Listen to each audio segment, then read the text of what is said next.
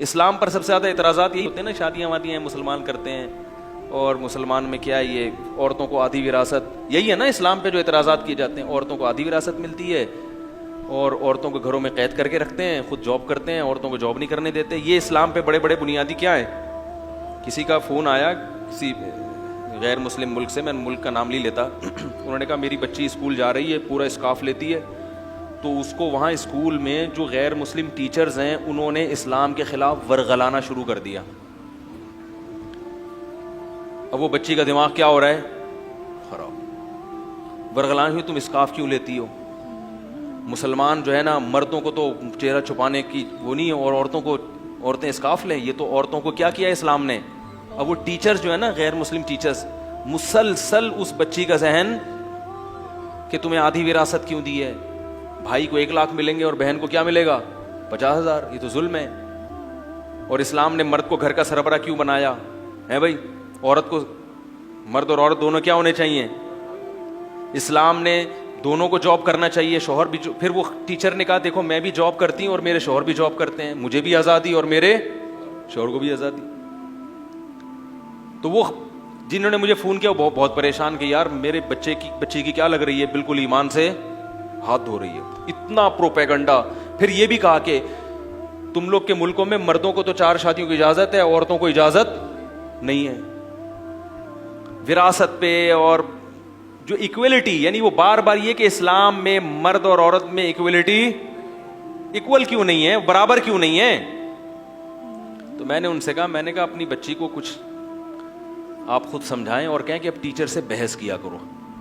پہلی بات، اسلام میں عورت کی ذمہ داری شوہر کے کندھوں پہ ڈالی ہے، تو یہ عورت کی ذمہ داری بڑھائی ہے یا کم کر دی ہے، بولو بھائی.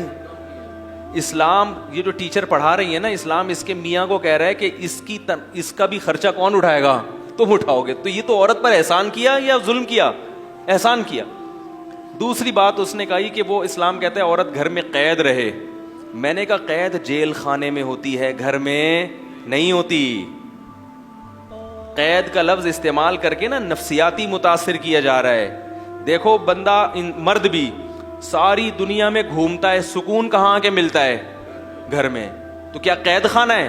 آپ آفس سے شام کو گھر بھاگتے ہو نا جلدی، بھائی شام کو آپ صدر یا ٹاور سے واپس آؤ تو واپسی پہ کس قدر رش ہوتا ہے. دوپہر کو آؤ گے رش نہیں ہوگا. شام کو رش کیوں ہوتا ہے؟ سب تاجر دکانیں بند کر کے گھر بھاگ رہے ہو. قید ہونے کے لیے بھاگ رہے ہیں گھر میں. وہ ان کو پتا ہے کہ دکان میں ہم قید تھے، گھر میں کیا ہوں گے، کھلا کھائیں گے تے ننگا نہائیں گے. پنجابی لوگ مثال دیتے ہیں.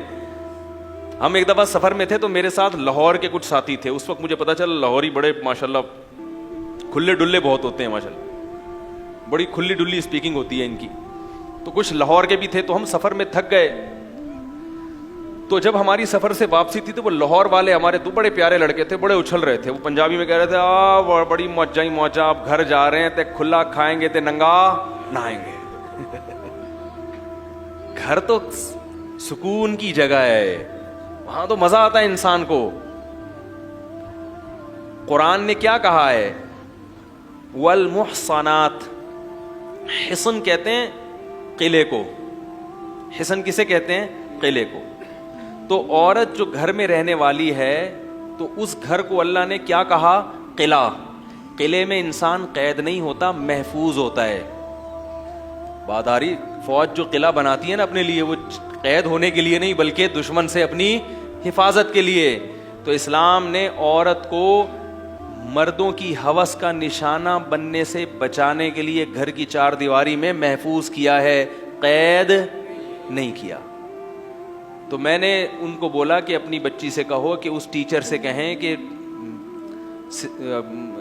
جو بھی مس یا جو بھی ٹیچر جو بھی ہیں، جو بھی وہ لقب ان کو دے کے خطاب کرتی ہیں، کہ آپ کی عورتیں محفوظ نہیں ہیں، مسلم عورتیں.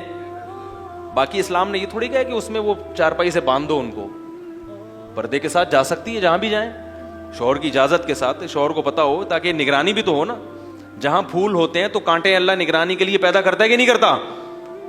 تو اسلام نے یہ مان لیا کہ عورت پھول کی طرح ہے، لہذا اس کے گرد مردوں کے کانٹے ہوں گے جو اس کی حفاظت کریں گے. غیر مسلم عورت کو پھول ماننے کے لیے تیار ہے ہی نہیں. صحیح ہے نا؟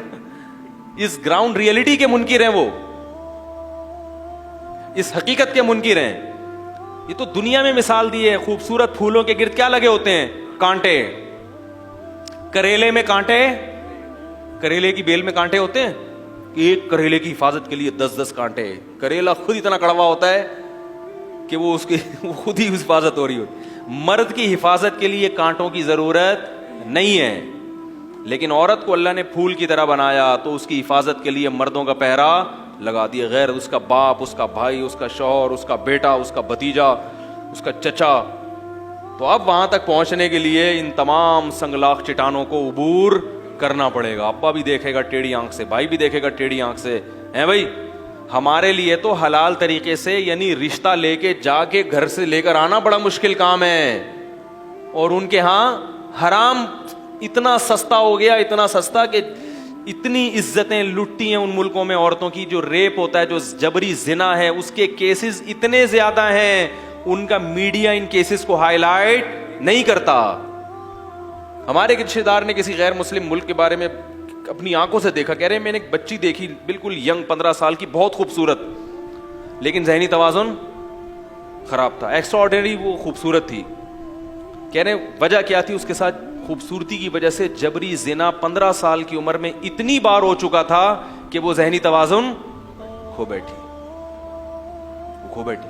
हमारे यहां कोई अगर इतनी ज्यादा खूबसूरत होगी तो उतने ही ऊंचे खानदान में जाएगी। क्या ख्याल है भाई? उसके रिश्ते फिर कहां से आएंगे? बड़े बड़े घरानों से। तो वो इज्जत के साथ रुखसत होके, मैंने देखा है कि बड़ी गरीब लड़कियां, लेकिन हुस्न और जमाल बहुत ज्यादा था, तो गई बहुत ऊंचे खानदानों में। वो इज्जत मिली उनको, साले औलाद मिली, पूरा मोहब्बत मिली उनको। तो रंग रलियों पे जमाने की न जाना ए दिल, ये खिजा है जो अंदाजे बाहर आई है। ये सिर्फ बातें हैं, हकाइक नहीं है। तो मैंने कहा उनसे कहो, अपनी टीचर से कहें कि इस्लाम ने औरत को जो कहा है ना कि जॉब हराम नहीं की इस्लाम ने, लेकिन औरत को कहा है कि तुम्हारी जिम्मेदारी कौन उठाएगा?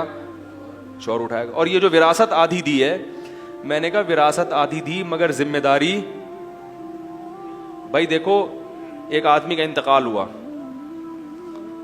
7 भाई हैं, बेटा और एक उनकी बहन है। 3 लाख रुपए फॉर एग्जाम्पल छोड़े, या 3 करोड़ रुपए छोड़े उसने। 2 करोड़ किसको मिले? भाई को। और 1 करोड़ किसको मिला? बहन का। जब भाई की शादी हुई तो शादी पे खर्चा किसका है?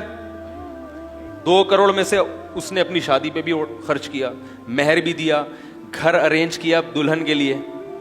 क्या ख्याल है?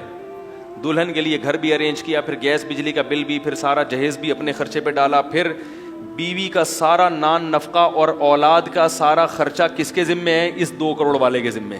तो इसके 2 करोड़ की ऐसी की तैसी हो गई। और इसकी जो बहन जब जिस घर में गई है, तो इसके पास 1 करोड़ क्या 1 अरब भी हो, 1 अरब रुपए भी हो, तो भी इसका सारा खर्चा किसके कंधे पे है? शौहर के। इसके होने वाले बच्चों का खर्चा किसके कंधे पे है? शौहर के जिम्मे। औरत कितनी ही मालदार हो, अपने बच्चों का खर्चा भी औरत पर लाजिम नहीं है। यूरोप में औरत से भी खर्चा लिया जाता है बच्चे के लिए, इस्लाम में बच्चे के लिए खर्चा औरत से नहीं लिया जाता। बच्चे की सारी जिम्मेदारी मर्द पे। इसके 1 करोड़ क़यामत तक बचे रहेंगे। क्या ख्याल है? और उसके 2 करोड़ की वाट लग जाएगी थोड़े दिनों में। तो अगर अल्लाह हमसे पूछता, आप लोगों से पूछता, हम कहते हैं अल्लाह हमें, उसको तो 1 करोड़ भी तू ज्यादा दे रहा है, अगर अकल से सोचा जाए। और ये भी इस्लाम ने उस वक्त दिया 1 करोड़ उसको जब पूरी दुनिया में औरत को विरासत में 1 धेला भी कोई देने के लिए तैयार नहीं था।